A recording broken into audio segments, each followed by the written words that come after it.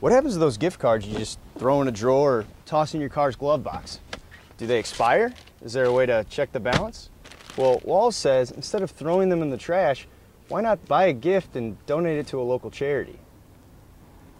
President Obama's 2012 budget is attempting to cut the United States deficit by $1.1 trillion over the next decade. But Olson says that the budget may help and hurt at the same time. At the top of most New Year's resolutions is to get into better shape. But other time commitments and the cost of gym memberships usually keeps people from achieving those goals. Instead, Freeman says you don't need a bunch of fancy equipment. You can just run outside or buy a cheap pull-up bar like this one. The census is scheduled for January, but with recent temperatures barely reaching below the freezing mark, many shelter coordinators are wondering whether or not the census will accurately depict the city's homeless population. Habitat for Humanity has 2,300 affiliates internationally, and Habitat Springfield builds 10 to 15 houses on average each year. But by giving directly to Habitat Springfield, the students of Phi Sigma Pi can guarantee all the money raised goes back into the Springfield community. A lot of college students stay out all night, but it's not always for a good cause. One group of local students camped out in a parking lot to raise money for a local charity. If you want to support Phi Sigma Pi and Habitat Springfield, go to www.habitatspringfieldmo.org to find out how. It's a place where knowledge meets hands-on fun. No matter your age, you can dive into learning about everything from physics to going green, and it's right here in downtown Springfield. For over a decade, the Discovery Center has been providing kids of all ages with a unique approach to learning, using all 5 senses. Discovery Center is a hands-on science center, and our mission basically is lifelong learning. So we want, no matter what age, whether it's a 2-year-old, a 14-year-old, a college student, a grandparent. Last month, the museum unveiled the traveling exhibit, Everybody Eats. The sad thing is that the state of Missouri is the 3rd obese or unhealthy state. And, Springfield and the Southwest Missouri region is part of that. And so we just felt like if we can really get to children and adults, and really talk about the differences that we all need to make with health, that it would help everyone in general.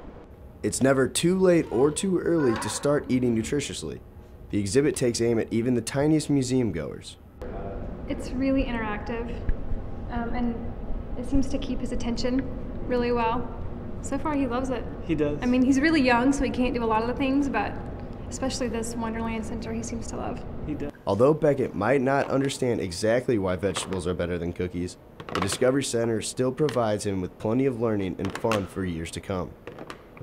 For Ozarks News Journal, I'm Steve Crain. Once considered as the strongest in the world, the United States economy has struggled significantly in recent years.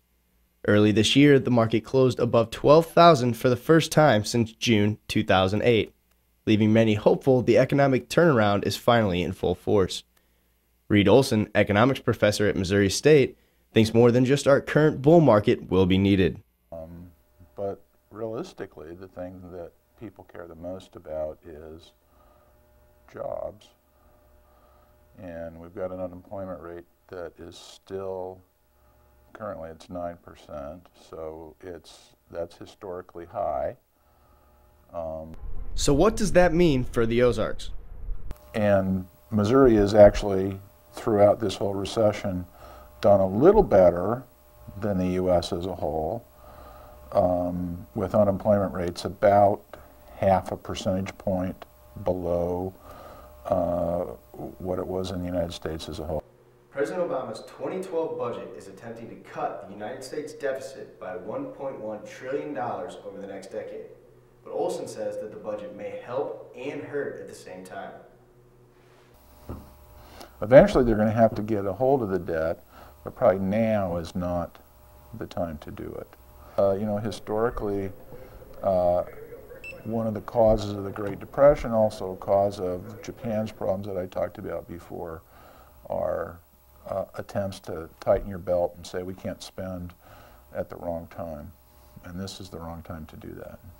Some in the Ozarks say that although the economy is doing better, they're still concerned about stability based on what it took to pull us back from near depression. Just money being poured and poured in, and when it stops, everything crashes.